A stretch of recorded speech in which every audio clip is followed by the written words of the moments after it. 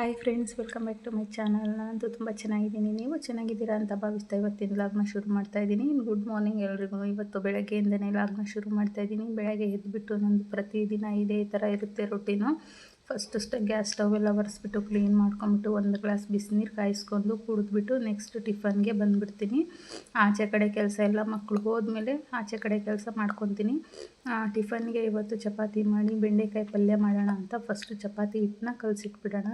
ಸ್ವಲ್ಪ ನೆಂದರೆ ಚಪಾತಿ ಎಲ್ಲ ಚೆನ್ನಾಗಿ ಸ್ಮೂತಾಗಿ ಬರುತ್ತೆ ಅಂದ್ಬಿಟ್ಟು ಚಪಾತಿ ಹಿಟ್ಟನ್ನ ಚೆನ್ನಾಗಿ ಕಲಿಸ್ತಾ ಇದ್ದೀನಿ.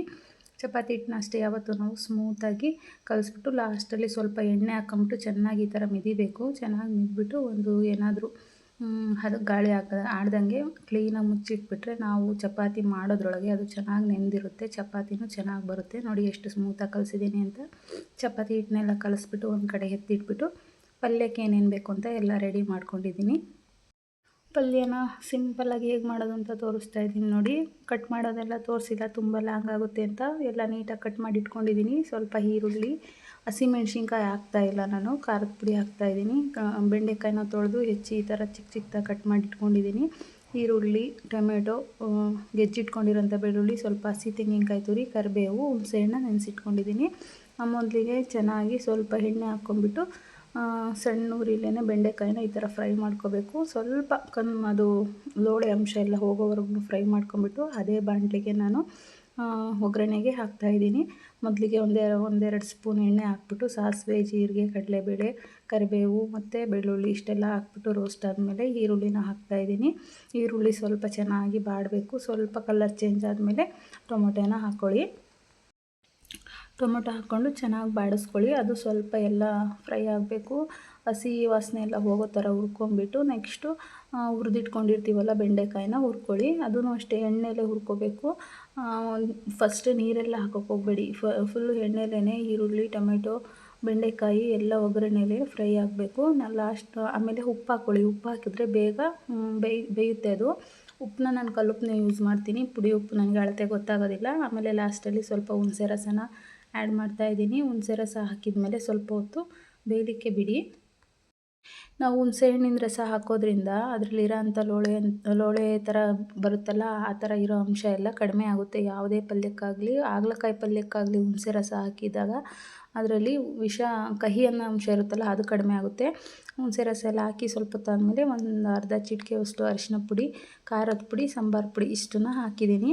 ಮತ್ತು ಏನು ಸ್ಪೈಸಸ್ನ ಮಿಕ್ಸ್ ಮಾಡ್ತಾಯಿಲ್ಲ ನಾನು. ಆಮೇಲೆ ಸ್ವಲ್ಪ ಗ್ರೇವಿ ಟೈಪ್ ಬೇಕಂತ ಸ್ವಲ್ಪ ನೀರನ್ನ ಮಿಕ್ಸ್ ಮಾಡಿಬಿಟ್ಟು ಒಂದು ಸ್ವಲ್ಪ ಹೊತ್ತು ಮುಚ್ಚಿಬಿಟ್ಟು ಬೇಯಿಸ್ಕೊಂಡಿದ್ದೀನಿ. ಈ ಥರ ಇದೆ ಅಷ್ಟೇ. ಆಮೇಲೆ ಸ್ವಲ್ಪ ಬೇಯ್ತಾ ಎಲ್ಲ ಗಟ್ಟಿಗಾಗ್ಬಿಡುತ್ತೆ. ಲಾಸ್ಟಲ್ಲಿ ತೆಂಗಿನಕಾಯಿ ತುರಿನ ಆ್ಯಡ್ ಮಾಡ್ಕೊಳ್ಳಿ. ತೆಂಗಿನಕಾಯಿ ತುರಿ ಹಾಕಿದ್ಮೇಲೆ ಇನ್ನೂ ಸ್ವಲ್ಪ ನೀರು ಬೇಕನ್ನಿಸ್ತು. ನಾನು ನೀರನ್ನ ಆ್ಯಡ್ ಮಾಡಿಬಿಟ್ಟು ಚೆನ್ನಾಗಿ ಕುದಿಸ್ತಾ ಇದ್ದೀನಿ. ಕುದೀತಾ ಅದು ಗಟ್ಟಿ ಬರುತ್ತೆ.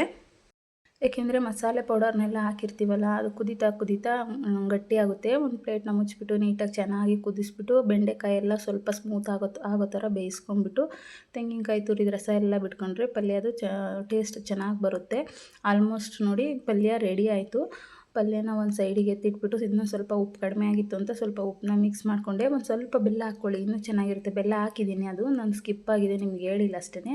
ನೋಡಿ ಒಂದೇ ಕಡೆ ಬೆಳಗ್ಗೆ ಎಷ್ಟು ಅರ್ಜೆಂಟ್ ಅಂದರೆ ನನಗೆ 2 ಕೈ 3 ಕೈ ಇದ್ದರೂ ಸಾಲಲ್ಲ, ಆ ಥರ ಆಗಿಬಿಡುತ್ತೆ. ಮಕ್ಕಳು ಒಂದೇ ಟೈಮ್ 8:15 ಒಳಗಡೆ ಎಲ್ಲ ಖಾಲಿ ಆಗಿಬಿಡ್ತಾರೆ. ಅಷ್ಟರೊಳಗಡೆ ನಾನು 2 ಡಬ್ಬಿ ಪ್ಯಾಕ್ ಮಾಡಬೇಕು. 2 ಮಕ್ಕಳಿಗೂ ಟಿಫನ್ನು, ರೆಡಿ ಮಾಡೋದು, ಎಲ್ಲ ಕೆಲಸನೂ ಒಟ್ಟೊಟ್ಟಿಗೆ ಮಾಡೋದ್ರಿಂದ ನನಗೆ ತುಂಬ ಕಷ್ಟ ಆಗಿಬಿಡುತ್ತೆ. ಒಂದು ಕಡೆ ಶೆಲ್ಫಿನ ಮೇಲೆ ಚೆನ್ನಾಗಿ ಅಲ್ಲೇ ಕ್ಲೀನಾಗಿ ಶೆಲ್ಫೆಲ್ಲ ತೊಳ್ಕೊಂಬಿಟ್ಟು ಅಲ್ಲೇ ಚಪಾತಿನೂ ಲಟ್ಟಿಸ್ತೀನಿ. ಅಲ್ಲೇ ಪಕ್ಕದಲ್ಲಿ ಗ್ಯಾಸಲ್ಲಿ ಬೇಯಿಸ್ಕೊತಾನೆ ಲಟ್ಟಿಸ್ಬಿಡ್ತೀನಿ. ನೋಡಿ ಎಷ್ಟು ಅವಸರ ಅಂತಂದರೆ ಈ ಚಪಾತಿ, ರೊಟ್ಟಿ, ದೋಸೆ ಇಂಥದ್ದಾದರೆ ಲೇಟ್ ಆಗಿಬಿಡುತ್ತೆ. ಬೇರೆ ಟಿಫನ್ ಆದರೆ ಬೇಗ ಆಗಿಬಿಡುತ್ತೆ.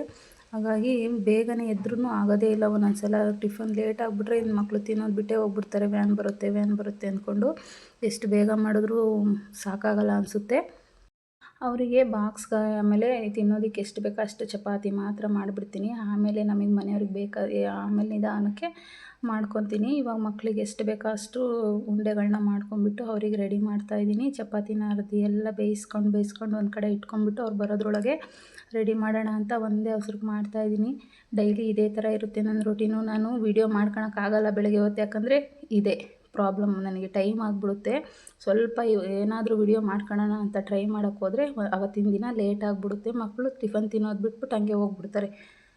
ಕಾರಣಕ್ಕೇ ವೀಡಿಯೋನು ಬೇಡ ಏನು ಬೇಡ, ಫಸ್ಟ್ ಅವ್ರನ್ನ ಕಳಿಸ್ಬಿಡೋಣ ಅಂದ್ಕೊಂಡು ಒಂದೊಂದು ದಿನ ಏನು ಮಾಡೋದಿಲ್ಲ, ಸುಮ್ಮನೆ ಅವ್ರಿಗೆ ರೆಡಿ ಮಾಡಿಬಿಟ್ಟು ಟಿಫನ್ ಎಲ್ಲ ತಿನ್ನಿಸ್ಬಿಟ್ಟು ಅವ್ರಿಗೆ ಫಸ್ಟು ತಿಂದ್ಬಿಟ್ಟು ಹೋಗ್ಬಿಟ್ರೆ ನಮಗೆ ನೆಮ್ಮದಿ ಮನೇಲಿ. ಅವ್ರು ಒಂದಿನ ಟಿಫನ್ ತಿಂದಂಗೆ ಹೋದ್ರು ಅಂದರೆ ನಮಗೂ ಮನೇಲಿ ಟಿಫನ್ ತಿನ್ನೋಕೆ ಮನಸ್ಸೇ ಇರೋಲ್ಲ. ಅಯ್ಯೋ ಇವತ್ತು ಹೊಸ್ಕೊಂಡು ಹೋಗ್ಬಿಟ್ರಲ್ಲ, ಅಲ್ಲೆಲ್ಲ ಅಸೆಂಬ್ಲಿಲಿ ತಲೆ ಸುತ್ತು ಬಿದ್ದುಬಿಡ್ತಾರೋ ಅನ್ನೋ ಟೆನ್ಷನಲ್ಲಿ ನನಗೆ ಮತ್ತೆ ಸಂಜೆವರೆಗೂ ಸಮಾಧಾನನೇ ಇರೋಲ್ಲ. ನೋಡಿ 2 ಮಕ್ಕಳಿಗೂ ಚಪಾತಿ ಪಲ್ಯ ಎಲ್ಲ ಹಾಕ್ಕೊಟ್ಬಿಟ್ಟು ಅವ್ರಿಗೆ ತಿನ್ನೋದಕ್ಕೆ ಕೊಡ್ತಾಯಿದ್ದೀನಿ. ಆಮೇಲೆ ಬಾಕ್ಸಿಗೆ ಪ್ಯಾಕ್ ಮಾಡೋಣ ಅಂತ ಲಾಸ್ಟಲ್ಲಿ ಚಪಾತಿ ಎಲ್ಲ ಅರ್ಧಿ ಎತ್ತಿಟ್ಬಿಟ್ಟು 2 ಮಕ್ಕಳಿಗೂ ಬಾಕ್ಸ್ ಪ್ಯಾಕ್ ಮಾಡ್ತಾಯಿದ್ದೀನಿ. ಡೈಲಿ ಬೇರೆ ರೈಸ್ ಐಟಮು ಟಿಫನ್ಗಳು ಆ ಥರ ಆದರೆ ಬೇಗ ಆಗಿಬಿಡುತ್ತೆ. ಈ ದೋಸೆ, ಇಡ್ಲಿ, ಚಪಾತಿ, ರೊಟ್ಟಿ ಈ ಥರದ್ದಾಗ್ಬಿಟ್ರೆ ಲೇಟ್ ಆಗಿಬಿಡುತ್ತೆ. 2 ಚಪಾತಿ ಹಾಕ್ಬಿಟ್ಟು ಪಲ್ಯ ಹಾಕ್ಬಿಟ್ಟು 2 ಮಕ್ಕಳಿಗೂ ಬಾಕ್ಸ್ ರೆಡಿ ಮಾಡಿಬಿಟ್ಟು ಹಂಗಾಗೇ ನನ್ನ ಮಗಳದು ಜಡೆ ಕಟ್ ಮಾಡಿಸ್ಬಿಟ್ಟೆ. ಟೈಮ್ ಆಗಿಬಿಡುತ್ತೆ, ತಲೆ ಎಲ್ಲ ಬಾಚೋಕ್ಕೆ ಲೇಟ್ ಆಗಿಬಿಡುತ್ತೆ, ಟಿಫನ್ ತಿನ್ನಲ್ಲ ಹಂಗೆ ಹೋಗ್ಬಿಡ್ತಾರೆ ಅಂದ್ಕೊಂಡ್ಬಿಟ್ಟು ಹೇರ್ ಕಟ್ ಮಾಡಿಸಿದೆ. ಮೊನ್ನೆ ನೋಡಿ ಚಿಕ್ಕಪೇಟೆಗೆ ಹೋಗಿದ್ವಲ್ಲ, ಏನೇನು ತೊಗೊಂಬಂದ್ವಿ ಅಂತ ತೋರ್ಸೋಕ್ಕಾಗೇ ಇರಲಿಲ್ಲ. ಸ್ವಲ್ಪ ಟಾಪ್ಸ್ಗಳು, ಇದು ನನಗೆ ಒಂದು 3 ಟಾಪ್ಸ್ಗಳು. ನಾನು ಜಾಸ್ತಿ ಬಟ್ಟೆನೇ ತೊಗೊಂಬಂದಿರೋದು, ಯಾಕಂದರೆ ಬಟ್ಟೆಗೆ ಅಂತಲೇ ಹೋಗಿದ್ದು.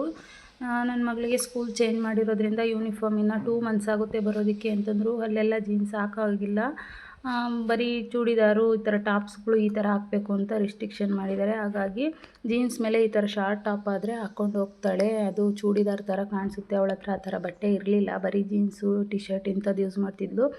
ಇದು ನೋಡಿ ನನಗೆ ಅಂತ 2 ಟಾಪ್ ತೊಗೊಂಬಂದೆ. ತುಂಬ ಕಡಿಮೆ ಬೆಲೆ, ಏನು ಗೊತ್ತಾ, ಈ ಟಾಪ್ಗೆ ವೇಲು ಪ್ಯಾಂಟು ಎಲ್ಲ ಬಂದಿದೆ ಸೆಟ್ ಫುಲ್ಲು 750ಗೆಲ್ಲ ಸಿಗುತ್ತೆ. ಅದೇ ನಮ್ಮೂರಲ್ಲಿ ಇಲ್ಲಿ ನೋಡ್ತೀವಿ ಅಂದರೆ 1500 ಈ ಥರ ರೇಟ್ ಹಾಕ್ತಾರೆ. ಮಲ್ಲೇಶ್ವರಂ ಆಗಲಿ ಚಿಕ್ಕಪೇಟೆಲಾಗಲಿ ಬಟ್ಟೆಗಳು ಮಾತ್ರ ತುಂಬ ಚೆನ್ನಾಗಿ ಕಡಿಮೆ ಬೆಲೆಗೆ ಸಿಗುತ್ತೆ. ಇದೆಲ್ಲ ಟಾಪ್ ಅಷ್ಟೇ, ನಾನು ಒಂದು 3-4 ಜೊತೆ ನನ್ನ ಮಗಳಿಗೆ ಒಂದು ಅರ್ಧ ಡಜನ್ ಮೇಲೆ ಟಾಪ್ ತೊಗೊಂಬಂದೇನು. ಈ ಥರ ಶಾರ್ಟ್ ಕುರ್ತಾಗಳು ಜೀನ್ಸ್ ಮೇಲೆ ಇದನ್ನೇ ಹಾಕ್ಕೊಂಡು ಹೋದರೆ ಏನು ಬೈಯೋದಿಲ್ಲ. ಅಂದರೆ ವೆರೈಟಿ ಡಿಸೈನ್ಗಳು ಬೇರೆ ಬೇರೆ ಥರದ್ದು ಶಾರ್ಟ್ ಕುರ್ತಾಗಳು ಒಂದು 6-7 ತೊಗೊಂಬಂದೆ. ಡೈಲಿ ಒಂದೊಂದು ಬೇಕೇ ಬೇಕಲ್ವಾ ಇರೋದು. ಅವಳ ಹತ್ರ ಸ್ಲೀವ್ಲೆಸ್ಸೇ ಜಾಸ್ತಿ ಇರೋದು, ಸ್ಲೀವ್ ಇರೋ ಬಟ್ಟೆನೇ ಇಲ್ಲ. ಹಂಗಾಗಿ ಅವರು ಸ್ಲೀವ್ಲೆಸ್ ಹಾಕೋಂಗಿಲ್ಲ ಅಂದ್ರಂತೆ. ಅವಳಿಗೆ ಸ್ವಲ್ಪ ಟಾಪ್ಸ್ಗಳು, ಅವಳಿಗೆ ಒಂದಷ್ಟು ಟಾಪ್ಗಳು, ನನಗೊಂದಷ್ಟು ಡ್ರೆಸ್ಗಳು, ಆಮೇಲೆ ಒಂದು 4-5 ನೈಟಿಗಳು ತೊಗೊಂಬಂದೆ, 1-2 ಲಂಚ್ ಬ್ಯಾಗ್ಗಳು ತೊಗೊಂಬಂದೆ. ನೈಟಿಗಳು ಅಷ್ಟೇ, ಇಲ್ಲೆಲ್ಲ ನಮ್ಮ ಊರಲ್ಲಿ 500-600 ಆ ಥರ ಇರುತ್ತೆ. ನನಗೆ ಬಂದವ್ರ ಹತ್ರ ತೊಗೊಂಡಿರೋ ನೈಟಿಗಳು ಲೆಂತ್ ಸಾಲಲ್ಲ, ಯಾಕಂದರೆ ಹೈಟ್ ಇರ್ತೀನಲ್ಲ. ಹಂಗಾಗಿ ಜೀನ್ಸ್ ಪ್ಯಾಂಟ್ಗಳಂತೂ ಏನು ಗೊತ್ತಾ, ಇಲ್ಲಿ 800 ಎಲ್ಲ ಕೊಟ್ಟು ತೊಗೊಂಬಂದಿದ್ದೀನಿ ನನ್ನ ಮಗಳಿಗೆ. ಬರೀ 500ಗೆಲ್ಲ ಅದೇ ಕ್ವಾಲಿಟಿ ಜೀನ್ಸ್ ಪ್ಯಾಂಟ್ಗಳು ಸಿಗುತ್ತೆ ಅಲ್ಲಿ. ಈ ಥರ ನೈಟು ಪ್ಲಾಜಾ ಪ್ಯಾಂಟ್ಗಳು ಅದೊಂದು ಅರ್ಧ ಡಜನ್ ತೊಗೊಂಬಂದೆ. ಅವಳಿಗೆ ಡೈಲಿ ಮನೆ ಹತ್ರ ಆಗುತ್ತೆ, ಅವಳಾದರೂ ಹಾಕ್ಕೋಬೋದು ನಾನಾದರೂ ಹಾಕ್ಕೋಬೋದು ಅಂತ ಅದೊಂದು ಅರ್ಧ ಡಜನ್ನು. ನನ್ನ ಮಗಂಗೆ ಶಾರ್ಟ್ಸ್ಗಳು ಒಂದು ಅರ್ಧ ಡಜನು ಮನೆ ಹತ್ರ ಹಾಕೋದಕ್ಕೆ ಅಂತಂದು ಈ ಥರ ನೈಟ್ ಪ್ಯಾಂಟ್ಗಳು, ಈ ಥರ ಶಾರ್ಟ್ಸ್ ಚಡ್ಡಿಗಳು ಅಷ್ಟೇ ಚೆನ್ನಾಗಿತ್ತು. 100 ರುಪೀಸಿಗೊಂದು. ಅವು ನೈಟ್ ಪ್ಯಾಂಟ್ಗಳು 500ಗೆ 3 ಕೊಟ್ಟರು. ನೈಟಿನೂ ಅಷ್ಟೇ, ಇದು 800 ನೈಟಿ ಕ್ವಾಲಿಟಿ, ಇದು ಕಂಪ್ನಿ ನೈಟಿ, ಇದು 300 ಮಾಡಿದ್ವಿ. 12 ನೈಟಿ ತೊಗೊಂಡ್ವಿ ನಾವೆಲ್ಲರೂ ಸೇರ್ಕೊಂಡು. ಹಂಗಾಗಿ 300 ಮಾಡಿಕೊಟ್ರು. ನೋಡಿ ಇದು ವಂಕಿ ಉಂಗುರ, ನಾನು ಇವಾಗ ಒಂದು 6 ಮಂತ್ ಹಿಂದೆ ಗೋಲ್ಡಲ್ಲಿ ಮಾಡಿಸೋಣ ಅಂತ ತುಂಬ ಆಸೆಗೆ ಹೋದೆ. 1 ಲ್ಯಾಕ್ ಆಗುತ್ತೆ ಅಂದರು, 5 ಗ್ರಾಮ್ಸ್ ಅಂತೂ ಬೇಕೇ ಬೇಕು ಅಂತ. ಅಷ್ಟೊಂದೆಲ್ಲ ಇವಾಗ ಅಮೌಂಟ್ ಇಲ್ಲ ಅಂತ ವಾಪಸ್ ಬಂದೆ. ತುಂಬ ಆಸೆ ಇತ್ತು ಈ ಥರ ಉಂಗುರ ತೊಗೋಬೇಕು ಅಂತ. ಬರೀ 100 ರುಪೀಸಲ್ಲಿ ಇಟ್ಕೊಂಡು ಆಸೆ ತೀರಿಸ್ಕೊಳ್ತಾ ಇದ್ದೀನಿ ನೋಡಿ. 100 ರುಪೀಸ್ ಕೊಟ್ಟು ಅದನ್ನು ತೊಗೊಂಬಂದೆ. ಇದು ಜುಮ್ಕಿ ಎಲ್ಲ ಅಷ್ಟೇ 100 ರುಪೀಸ್ಗೆ 2 ಪೇರು 3 ಪೇರು. ಎಷ್ಟು ಚೆನ್ನಾಗಿತ್ತು ಅಂದರೆ, ಹೆಣ್ಮಕ್ಳು ಏನು ಗೊತ್ತಾ, ಕಾಲೇಜ್ ಹುಡುಗಿರಿಗೆಲ್ಲ ಮ್ಯಾಚಿಂಗ್ ಸೆಟ್ ಬೇಕಲ್ಲ, ಅಂಥವ್ರು ಈ ಕಡೆ ಮಲ್ಲೇಶ್ವರಂ ಸ್ಟ್ರೀಟ್ಗೆ ಹೋಗ್ಬಿಟ್ರೆ ಈ ಥರ ಕಲರ್ ಡ್ರೆಸ್ ಮ್ಯಾಚಿಂಗ್ಗಳು ಜುಮ್ಕಿಗಳು ಎಲ್ಲ ಕಣ್ಣಿ ಬೇಕಾದ ಸಿಗುತ್ತೆ. ನಾನು ಅಷ್ಟು ಆಗ್ತಾ ಇರಲಿಲ್ಲ, ನಮ್ಮ ಮನೇಲಿ ಯಾರೂ ಯೂಸ್ ಮಾಡಲ್ಲ. ನನ್ನ ಮಗಳು ಆವಾಗ ಅವಳ ಕಿವಿ ಎಷ್ಟಿದೆ ಇರಲಿ, ಹೆಂಗೂ ಹೋಗಿದ್ದೀವಲ್ಲ ಅಂತ ತೊಗೊಂಬಂದೆ. ಇವತ್ತಿನ ವ್ಲಾಗ್ ಇಷ್ಟ ಆಯಿತು friends. Thank you for watching.